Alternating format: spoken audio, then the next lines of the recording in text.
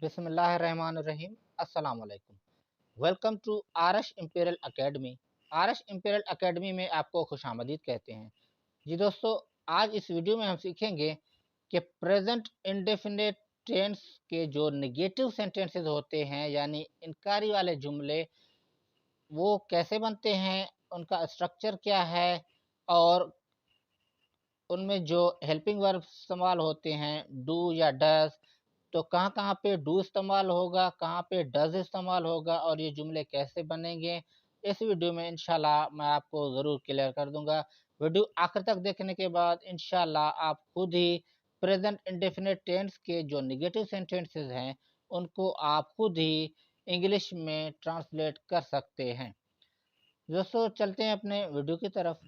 तो हमारा आज का टॉपिक है टेंसेस में जो प्रेज़ेंट इंडेफ़िनिट टेंस है, इसका हमारा आज का टॉपिक क्या है कि नेगेटिव सेंटेंसेस। अब नेगेटिव सेंटेंसेस उन जुमलों को कहते हैं जिनमें इनकारी वाले जुमले हों, मतलब नहीं, ना, ये वाले लफ्ज़ जो आ जाते हैं, तो इनको हम नेगेटिव सेंटेंसेस या नकारा या नाकारी जुमले कहते हैं। अब इसके स्ट्रक्चर क्या है? स्ट्रक्चर की तरफ हम अगर देखें तो नेगेटिव सेंटेंसेस बनाने के 2 स्ट्रक्चर्स होते हैं। अब ये आप पर डिपेंड होगा कि आप इन दोनों में से कौन-सा स्ट्रक्चर यूज़ करते हैं। फॉर एग्ज़ाम्पल, ये फर्स्ट स्ट्रक्चर की तरफ आप देखें कि कोई भी जुमला बनाने के लिए, कोई भी सेंटेंस बनाने के लिए सबसे पहले तो हमने सब्जेक्ट रखना है, मीन्स काम करने वाला। अब इसके अलावा अगर नेगेटिव सेंटेंस है तो उसमें हम हेल्पिंग वर्ब का इस्तेमाल करेंगे। हेल्पिंग वर्ब कौन-कौन से होते हैं? प्रेज़ेंट इंडेफ़िनिट टेंस में जो नेगेटिव सेंटेंसेस हैं, उनको बनाने के लिए हम हेल्पिंग वर्ब डू या डज़ इस्तेमाल करते हैं। उसके अलावा नॉट इस्तेमाल करना है। नॉट इस्तेमाल करने के बाद वी1 यानी वर्ब का फर्स्ट फॉर्म इस्तेमाल होगा और फिर आखिर में ऑब्जेक्ट इस्तेमाल होगा। अब सेकंड नंबर स्ट्रक्चर क्या है? सेकंड नंबर स्ट्रक्चर ये है कि सब्जेक्ट रखने के बाद आप अगर डू और नॉट अगर इन दोनों को मिलाकर डोंट लिख लें, फिर भी सही रहेगा। डज़ और नॉट को मिलाकर डज़न्ट अगर आप लिख लें या पढ़ लें, तो फिर भी जुमला गलत नहीं होगा। सब्जेक्ट प्लस डोंट या डज़न्ट और फिर प्लस वर्ब फर्स्ट फॉर्म और फिर प्लस ऑब्जेक्ट। अब मैं आपको बताता हूँ कि कहाँ-कहाँ पे डू नॉट या डोंट लगेगा और कहाँ-कहाँ पे डज़ नॉट या डज़न्ट लगेगा। अब फॉर एग्ज़ाम्पल, अगर सब्जेक्ट के तौर पे ही, शी, इट और सिंगुलर नाउन मीन्स इस्म वाहिद कोई भी एक नाम अगर सब्जेक्ट के तौर पे लिखा हुआ हो या अगर आ जाए, तो फिर आपने हेल्पिंग वर्ब डज़ के साथ नॉट इस्तेमाल करना है। अगर इनके अलावा सब्जेक्ट के तौर पे आई, वी, यू, दे और प्लूरल नाउन इस्म जमा अगर आ जाए, इनमें से अगर कोई भी एक आप अगर सब्जेक्ट के तौर पे इस्तेमाल करें, तो फिर इनके साथ आपने डू प्लस नॉट का इस्तेमाल करना है। अब जैसे नीचे मैंने एग्ज़ाम्पल लिखे हैं, ये एग्ज़ाम्पल की तरफ अगर आप थोड़ा ध्यान दें, तो यहाँ पे लिखा हुआ है कि आई, अब सब्जेक्ट के तौर पे क्या आ गया? आई आ गया। अब जैसे यहाँ पे लिखा हुआ है आई, तो अब इसके साथ हम हेल्पिंग वर्ब कौन-सा इस्तेमाल करेंगे? डू और फिर नॉट इस्तेमाल करेंगे।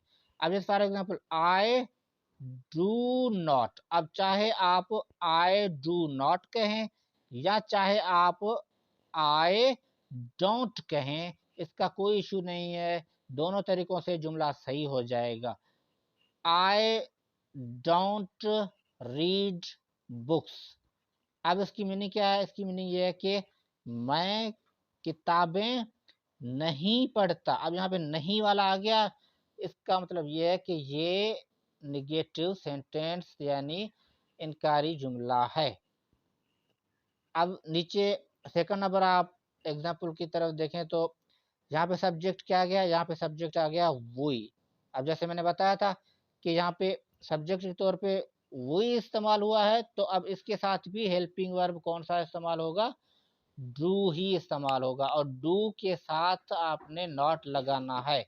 अब जैसे for example we do not, अगर आप चाहें तो इनको अलग अलग भी रख सकते हैं, या तो फिर अगर आप चाहें तो इन दोनों को मिलाकर डोंट भी लिख सकते हैं। अब ये आप पर डिपेंड है कि आप चाहे डू नॉट इस्तेमाल करें या डोंट इस्तेमाल करें, वो आप पर डिपेंड करता है। वी डू नॉट या डोंट प्ले क्रिकेट, इसका मतलब क्या है कि हम क्रिकेट नहीं खेलते। जी दोस्तों, अब थर्ड वन पे आप देखें, ये जो एग्जाम्पल लिखा हुआ है, अब यहाँ पे सब्जेक्ट के तौर पे आया है ही। अब ऊपर आप देखें कि मैंने यहाँ पे लिखा है ही, अगर ये ही आ गया तो अब आपने ही के साथ हेल्पिंग वर्ब कौन सा इस्तेमाल करना है? डज इस्तेमाल करना है, और फिर डज के साथ आपने नॉट इस्तेमाल करना है। एक बात का ख्याल रखें, अगर आप ही, शी, इट और सिंगुलर नाउन के साथ भी अगर आप डू इस्तेमाल करते हैं तो आपका जुमला गलत हो जाएगा। इनके साथ हमेशा लाजमन आपने निगेटिव सेंटेंस में डज इस्तेमाल करना है और फिर नॉट इनके साथ मिला देना है। ही डज नॉट, या फिर आप डज और नॉट दोनों को मिलाकर डजंट पढ़ लें तो फिर भी जुमला सही होगा, गलत नहीं होगा। ही डज नॉट या डजंट ईट एप्पल्स, वो सेब नहीं खाता।